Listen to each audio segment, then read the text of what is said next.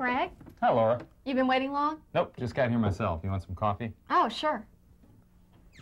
You remember that house I told you about? The one with the fireplace, the big porch, all the trees? Yeah, that's the one. I went to look at it again over lunch. I thought it was a bit more than you could afford. Well, I did some refiguring. By putting all of savings into a down payment, by budgeting, and by carpooling to work, I can get the loan and just afford the monthly mortgage payments. That sounds kind of risky. Well, there's the financial risk of a mortgage and no savings to rely on in case of emergency. Then there's the risk of moving to a new neighborhood, new neighbors, new schools. Well, look at it this way. At least the furniture will be familiar. Yeah, I can't afford anything new. But this also means a place of our own, space for the kids. I think it's going to be worth it. Determining your own future, making choices, taking risks, it all seems to go together.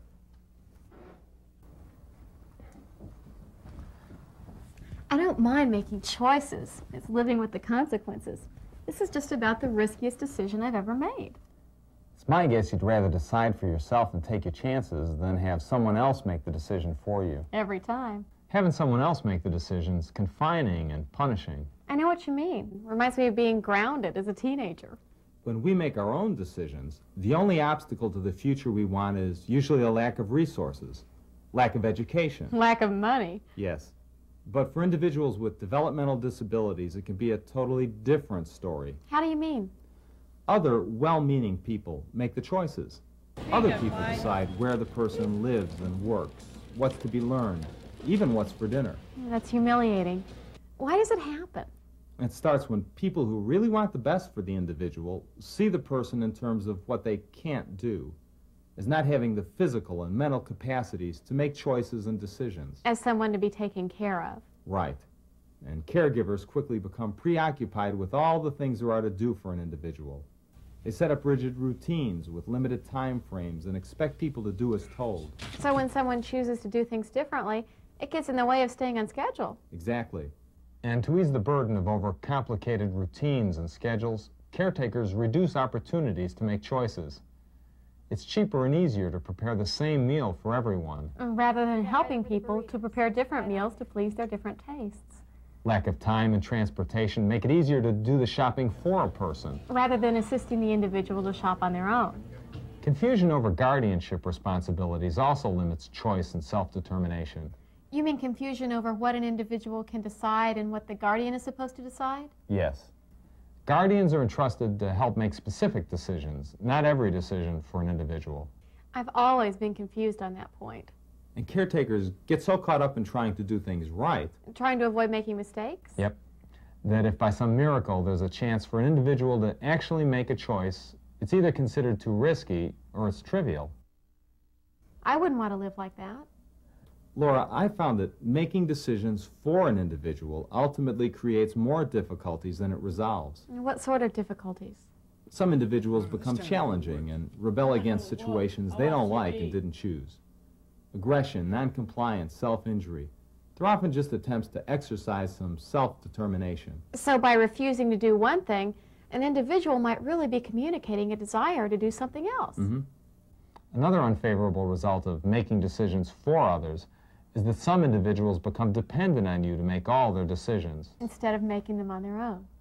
When people make choices for themselves, they're more cooperative, more successful, and take more responsibility for the results of the decision. Even when the results are unfavorable? Yes. That's why we're committed to the fact that all people must have control of their own lives, to decide what to do it, and learn from the consequences. I'm for that. I think all people ought to make choices for themselves. Instead of emphasizing what a person can't do, we start by emphasizing skills, interests, and abilities. That way a person isn't seen as a bundle of needs. All people have preferences, likes, and dislikes. We just have to pay attention. So the first step in enabling people with developmental disabilities to take greater control and be self-determining is to understand their personal preferences. That's right. If we listen, some people will just tell us exactly what they want and what they need. For some people, all I have to do is ask. So what do you think you'd like to do today? For other people, you may need to be more concrete. Instead of asking about preferences, give the person the chance to experience the alternatives. Try out different foods, jobs, and recreational activities to see what you prefer. But what if an individual can't tell you what's preferred? People who have more difficulty communicating still have feelings. The individual shouldn't have to learn our language to have preferences respected. What can be done? We test preferences directly. Let the individual experience the alternatives, and then for people who don't speak, we rely on their personal communication styles. Like body language. Right. Let's say an individual can point or make a gesture to indicate a choice, and I'm trying to find that individual's preference among reinforcers. I present each possible pair of alternatives and let the individual make a choice. The more often an alternative is chosen, the stronger the individual's preference. That's it. For others, I present alternatives one at a time and see whether the individual gazes at it and for how long. What about looking to see if the person makes a face or turns away? That'll work. A measure of preference for an activity could be the length of time a person stays involved in the activity, with or without prompting. The longer the person stays involved, the greater the preference for the activity. It's all a matter of being sensitive to the nonverbal ways that people express their likes and dislikes. But what about keeping a list of each individual's preferences? That's a great idea. An updated listing of just food preferences is helpful when someone new is assisting the individual. It avoids trial and error. We also want to be receptive to an individual's likes and dislikes about our services, living arrangements, work that's done, preferences for one physician over another. Same things I have preferences for. Next step to enabling greater self-determination is to actively involve people with developmental disabilities in making decisions that affect them. Actively involve? I'm not just talking about being present when decisions are reached. Somehow I didn't think so. I'm talking about decision-making that's centered around preferences of the individual rather than preferences of people who assist the individual. How's that done? It starts at the day-to-day level. We encourage each person to make day-to-day decisions about what to do and where and when to do it. What to wear, what to eat, when to bathe, when to get a haircut, where to sit at meals. That's it. Now, beyond the day-to-day, each person assists in short-term and long-term planning. Short-term plans like planning meals, or planning vacations, planning work and recreation schedules. Yes.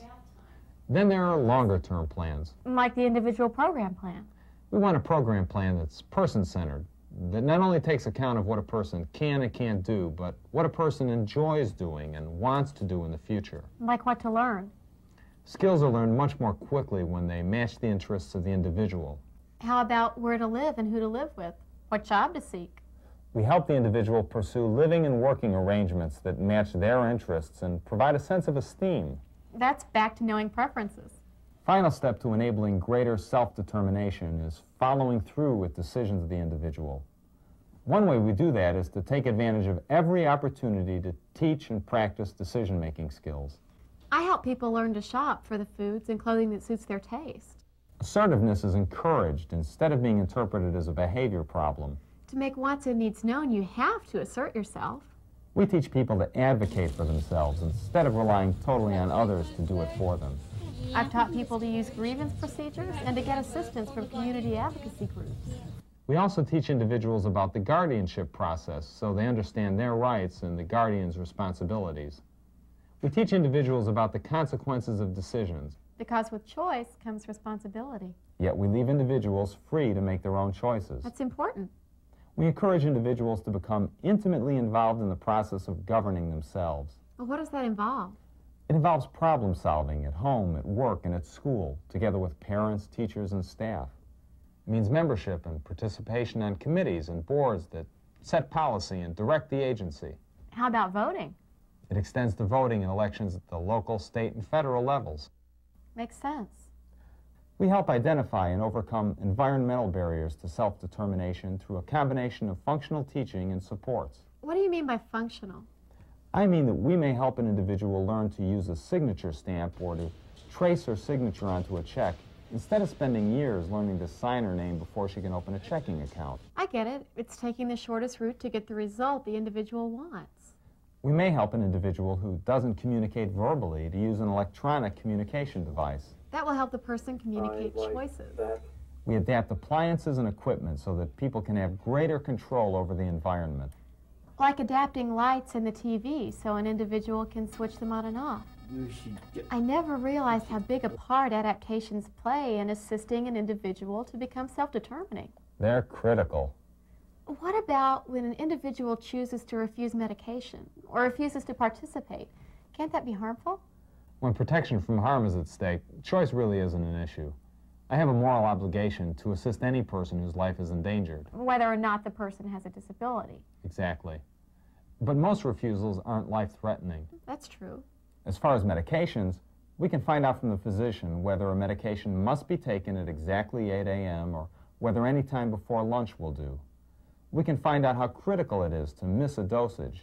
It may not be life-threatening. Right. And if it's not, why make an issue of it? Well, sometimes refusals disrupt the schedule. Schedules are important as a guide to what needs to be done and as a tool to make sure that adequate resources are available. But we're flexible enough to rearrange schedules. If someone doesn't care to brush their teeth in the morning, there are other options. Like rescheduling toothbrushing for later in the day. Consider doing it later in the day? We're here to assist others to make decisions for themselves, to enable others to become self-determining. It starts by paying attention to people's preferences. All people have likes and dislikes. It's up to us to discover what they are. Self-determination means assuming greater responsibility in the range of choices you have to make. Making decisions that others used to make for you.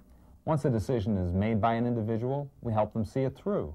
When people make their own choices, they feel better about themselves. The realization that you can make decisions that lead to satisfying consequences is a real self-esteem builder. I know what you mean. And as individuals make decisions for themselves, they become able to take on new challenges in their lives. Living and working more independently. That's right, and that's exciting for everyone involved. The consequences may be risky. But that's life. Self-determination doesn't mean that everything goes your way. You take responsibility and learn from the consequences.